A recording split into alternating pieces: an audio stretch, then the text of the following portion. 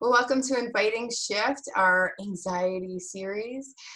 Today, we are going to talk about how ritual and ceremony can really impact anxiety. We have Lynn Trotta here. She's one of my favorite people.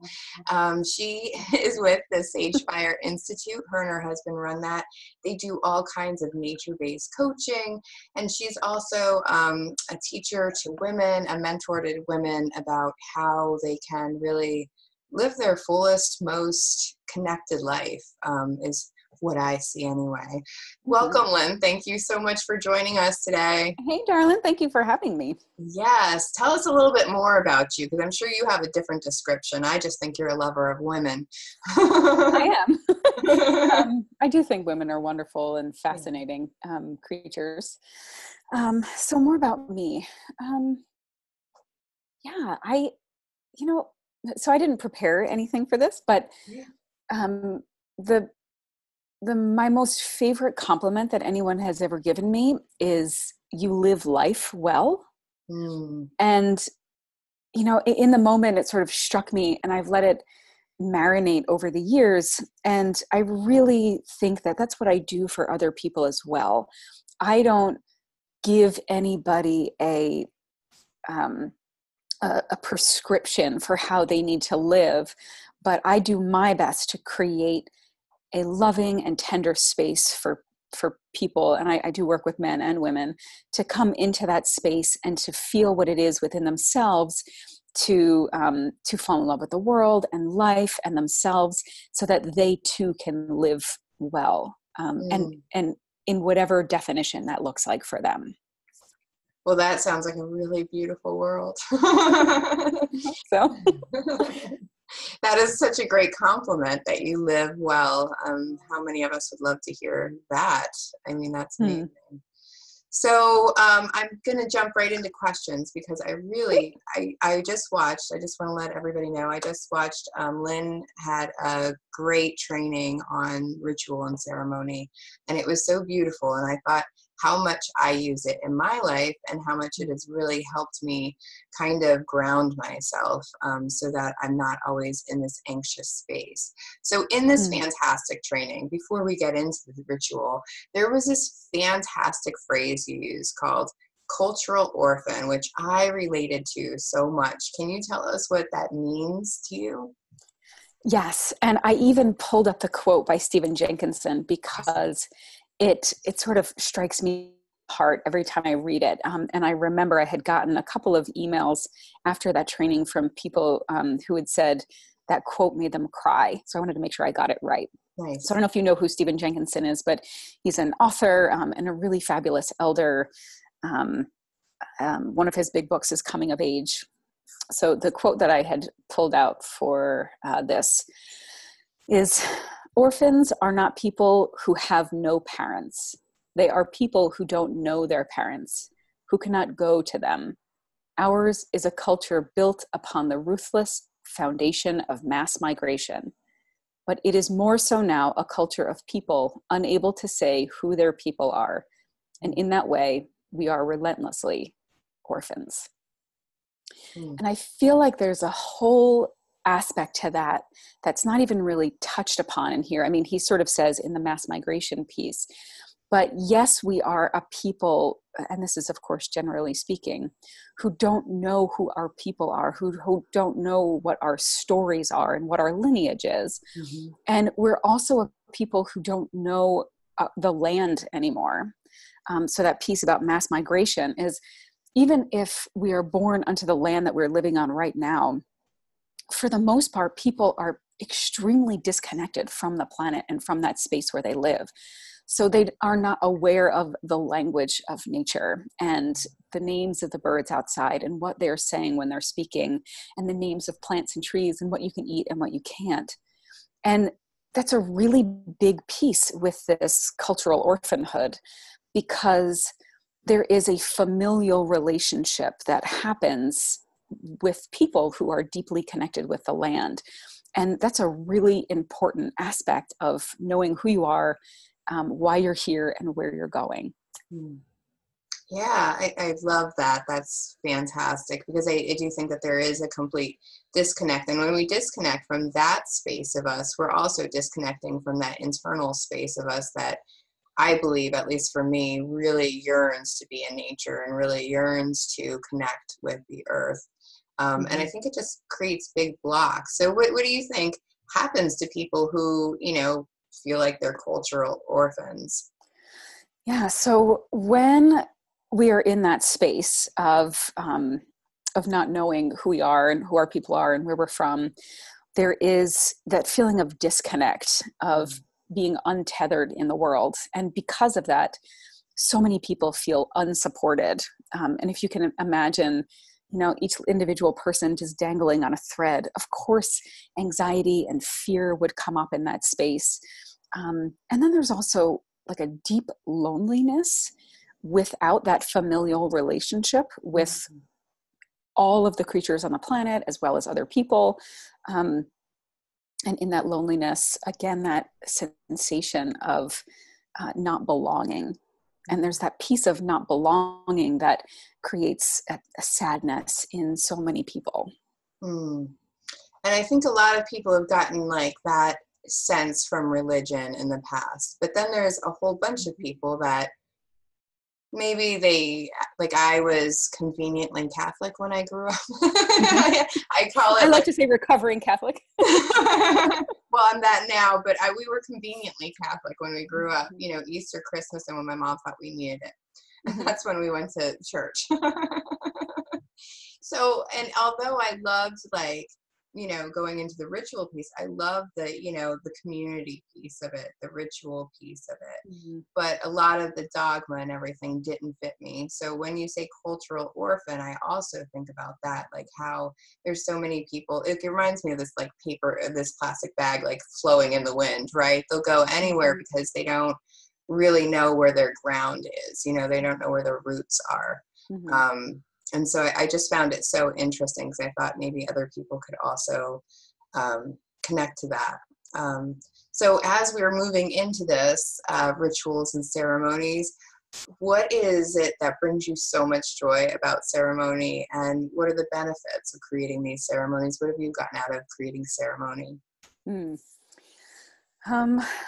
So for me, anxiety is not a foreign concept. So I know that when I am experiencing anxiety, I am not living in the present moment. I'm either perseverating on something that has come before, or I am future tripping. So I'm either concerned about what's going to happen in the future, or living out all the possible scenarios of a life that has not yet, existed. And so when I am doing rituals and ceremonies, it immediately brings me into the present moment. So I'm shutting out the past and the future, and I'm really soaking in that moment. And nothing can exist in that moment but me and my love and breath. And so in that place, I'm belonging to that moment, and the moment is belonging to me. And when I do ceremonies with other people, I'm also creating a sense of belonging with them. And when I'm doing it outside, I am sort of creating that belonging with the planet and the things that are around me, the entities that are around me. And it creates that bond. And then I immediately feel supported by whoever I'm with, whether it's me connecting with the creator or God or spirit or whatever you think, that which is bigger than you. That's all in there too. So I don't feel like like the plastic bag blowing in the wind. I feel grounded and rooted and loved and present. And the more I can do that, the more that sensation surrounds those moments. And then it grows to the point where they start to overlap. And then I feel like I'm moving through my day in a more consistent and grounded and happy way. I try not to say happy, to be totally honest, because it feels like such a fleeting thing. Yeah. But joy, like that deep, rich joy. And I think honestly, the only reason I say happy is because it was my father's nickname. And I think about him often. So yeah, that's what it does for me. And I I know that it's what happens for other people as well, because I've seen it. Exactly.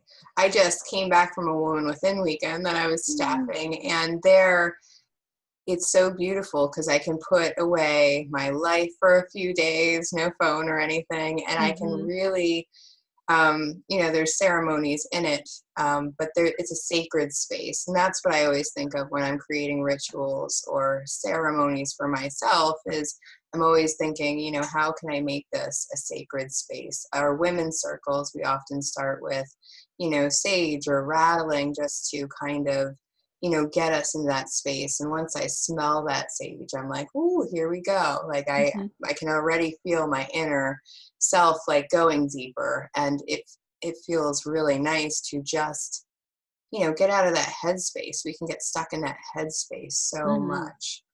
So I love that you really related that to anxiety because it does help. So tell us a little bit about how we start, because you probably didn't always have rituals and ceremonies. And I know for me and my clients, often the hardest thing is just taking that first step just to start. So how do we do that? Yeah, I think, and you hit a really important point there that that the people that you work with aren't necessarily, we're not born into it at this point, right? But I truly believe that we all have the job of a celebrant, which is somebody who facilitates ceremonies and celebrations. So reminding people of that and granting permission. So if you're watching this, I officially grant you permission to be a celebrant, because it reminds us that we have the power to do that. And it takes away the magic of, oh, that person is a priest or labeled as a shaman or a minister, where they are the lucky few that can do these rituals and ceremonies. And that's absolutely not the case. So number one is permission granted. And number two, start small and it's simple. These don't need to be these big, elaborate, and ornate things. They can be, and they're beautiful when they are. But so rituals are things done for a specific reason and done in a specific way. So me pouring my coffee is not necessarily a ritual, but I can make it a ritual by setting an intention and offering gratitude and taking a moment to breathe and to slow down time by just existing for that space. And a ceremony is a collection of rituals put together. So I encourage people to just start with ritual, because they're small, simple acts, and have them be brief, and then ways that you can just implement them at all times throughout the day. So for me, when I get up out of bed in the morning, and I walk down the hallway, as I walk, my feet go, thank you, thank you, thank you. So that simple offering of gratitude as I'm going down the hallway, I have made that walk a ritual, where once it was just simply walking down the hallway. Or it could have been walking down the hallway thinking about all the things you have to do today. Exactly. And and that's where the anxiety can start. Like for me, as soon as my eyes open, my brain used to want to go, okay, let's file all the things, see what order we're going in today, yada, yada. And it was like, I was off without ever having been in my body. It just was the brain the whole day. So I love that you mentioned that, like just being conscious enough, doing the same things that you're doing. You're not even stopping. You're just switching that brain for 1 minute. Beautiful. And the bit about the coffee, and you can do it with any beverage that you have in the morning. That's a really good ritual to start your day. And for me, it's just a ritual of gratitude to slow down. So as I'm filling the coffee pot, I am giving thanks for water and how I live in this magical time and space where I flick a handle and clean water comes out of the faucet. And not everybody on the planet has that. So I give thanks for the water, and I put my hands around the pot and I give a little blessing. And then when I scoop the grounds, I give thanks for the farmers and the insects and the sun and the rain. And then like everybody down to the people who stock the shelves at the grocery store, or if I've had it mailed, the post people. But slowing down in those ways that are just can be ordinary times, but really using it to make it magical, are really great ways to start. And they needn't be more than just a few moments, but bringing intention and gratitude and reverence and breath to a single moment, there's your ritual right there. And then one day, if you want to string them together and have a little ceremony, then you can absolutely do that too. Right. Or if you decide one day you want to stop and do something a little bit more complex than just your everyday, to stop and breathe or meditate or whatever your rituals, I think everybody's got their own things that really help them stay grounded. I like to go touch a tree every morning. Sounds a little silly, but I love my trees. Not silly at all. Yeah. And bringing in other people can make it fun too, and also hold you accountable. And even if you just wanted to start with the equinoxes and the solstices, of just getting a couple friends together and going outside and offering some gratitude and setting some intentions for the coming season, it can make it fun and sweet as well. I love that you say everybody is a celebrant. I think that that's fantastic. It gives, like you're giving permission to all of us to really celebrate, which I think is, it sounds kind of silly, but I think sometimes we hesitate to celebrate because we, am I showing off, or, there's already another goal. So like, is there time to celebrate? Let me just move into that. But the beautiful thing that I love that you do is you craft these really beautiful ceremonies, and they're for, you have ceremony for just about anything. I'm sure you could craft something, but like life events and big things. So tell us some of those things that you really think, ceremony does us justice for. Mm-hmm. Yeah. So like you said, really big life events. So a birth, and that's really celebrating the child. Celebrations for women who are about to give birth. So our modern day has sort of switched over to baby showers, which always felt more like just offering gifts to the baby who's not here yet. But it negates the fact that there's this woman who is in her current form. That self is going to die off and a new self will be born once she is just this individual free-flowing woman, and now she is mother. Both are beautiful and valued spaces, and there's grief that can often come up in that phase. So grieving that and then celebrating, I think, is really important. Certainly any death, whether it's the death of a loved one or the death of a pet, or the death of an identity, like we were saying with the mother, but even ending a job, moving, those are really important things to acknowledge, to offer gratitude for the time that you did have together, acknowledge the sadness and the grief, and then celebrate whatever is coming forward. And then every natural function you could imagine between the moons and the sun cycles and women's bodies, the beginning and ending of menses, marriages, divorces, really any of the big life stages, they can have something magical around them, a parentheses where it says, this moment was here, I honor it, I celebrate it, and then I release it with love. And it can just happen. They happen every single day, a million times a day on the planet. Or we can stop for a moment and bring reverence and the sacred to that moment.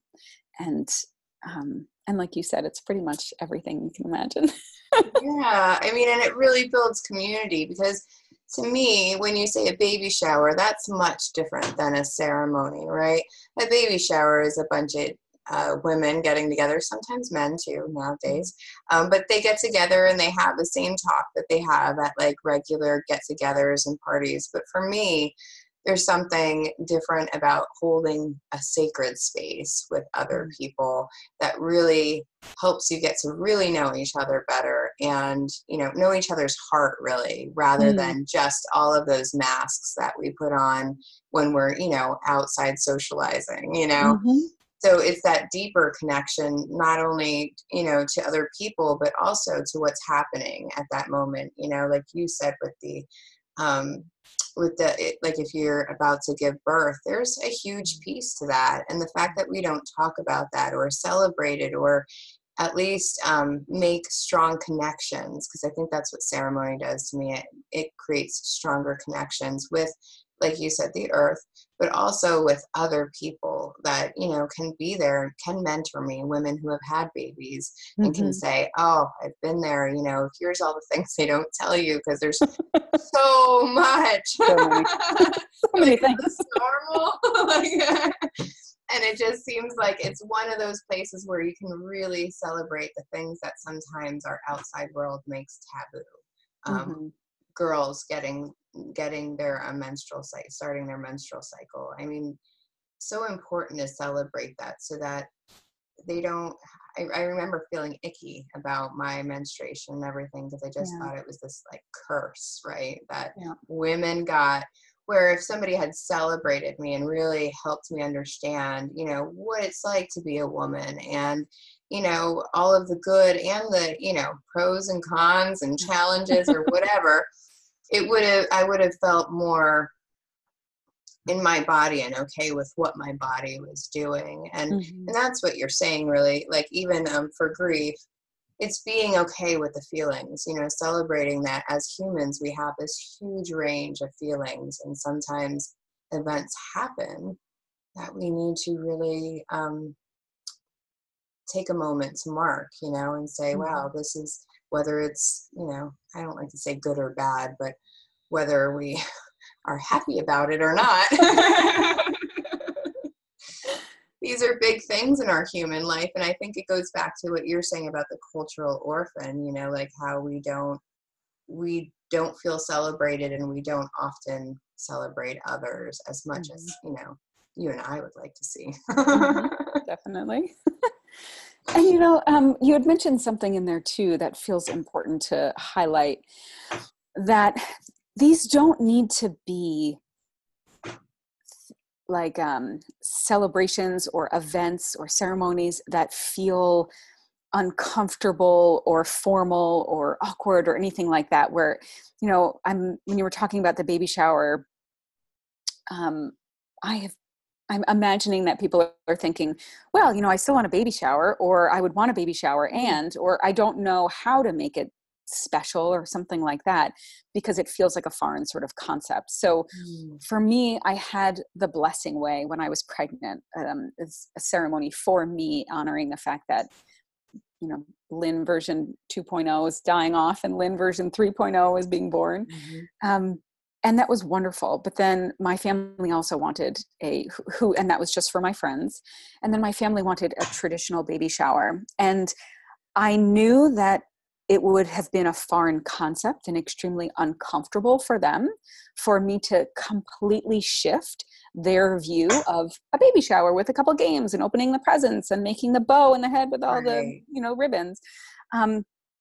So I said, okay, let's do that. And I need 20 minutes right before the cake. And that was it. And so everybody from the little old aunties who were in their 80s and 90s, everybody who was completely unaware of this whole separate life for me, we sat down for 20 minutes and I had them write blessings, a single word of a blessing on a bead. And I put on nice music. I offered gratitude. I just said how thankful I was for them. And I handed out the beads that were handmade by me. And all I did was say, hold the bead in your hand and think about one blessing you would want to bestow upon my daughter when she gets here. Is it love? Is it peace? Is it abundance? Whatever it is, just one word. So all the ladies sat there and they held the bead and they wrote the word on the bead.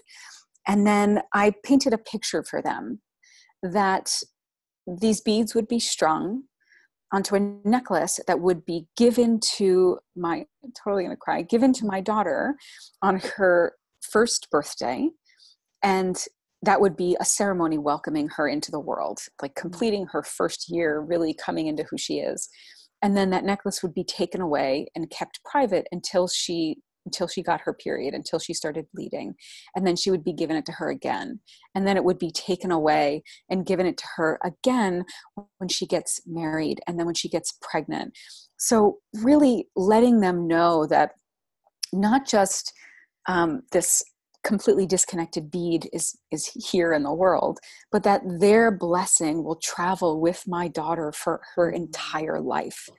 And so it's now their responsibility to make sure that that blessing is set up for success. So if they wished peace upon her, to, in their interactions with her, think about how they can support her in attaining peace.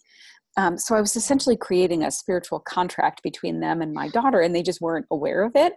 But it was done in a way that they were comfortable with and they thought was beautiful. And it wasn't a big stretch for them. I wasn't asking them to show up in the forest with candles at midnight, Go to a drumming ceremony, a lot of those things can be off-putting if you do it. But what a beautiful way to bring that more spiritual piece into your baby shower. That's all it really takes. They had a moment of really thinking about what they wanted to offer your child, and that is really all it takes for ritual for me. Is like, if I can get out of this, does she need a stroller, does she need a crib, and all that other garbage, like, what is it that she truly is going to need, and that's such a beautiful thing. And how you did that, in a way where they were comfortable. I really like that. Nor did they probably see that as a ritual. No, I absolutely. It was just an activity for them. Yeah. It was just another baby shower game. So that's a great way of getting what you like out of that. And I love that. That's such a simple way. And then again, you also had that deeper ceremony that you needed with the women, and maybe even men, I'm not sure, but with the women who really understood ceremony and really understood what you needed on a deeper level. And that you don't want to bring the people who won't understand it to that deeper ceremony anyway. Because it's not fair to them, and it's not fair to whoever is there. Neither of you can get anything out of it that you want anyway. So yeah, what a beautiful way to get their blessing. So you do all kinds of ceremonies, and I know that we could talk days and days and days about cultural appropriation. However, it is a big piece, so I just wanted to mention it. Like you said, so far, I don't think that there was like cultural appropriation in your coffee drinking ritual. So, I mean, we can make anything in our lives spiritual or part of this ritual. But however, there are a lot of talk about cultural appropriation. I really loved what you spoke to on your talk. So I thought this might be a great place to talk about cultural appropriation and how you relate that to what you do. Yeah. Or not. So like we were saying before, the topic of cultural appropriation can be an entire week of us sitting down and never getting up to go to the bathroom and just completely deep diving into it. But I think the really important highlights are really paying attention to the aspects of ritual that you want to bring into your life. Doing research on where does it come from? Why was it originally done? Who originally did it? Do you have permission to go ahead and do it?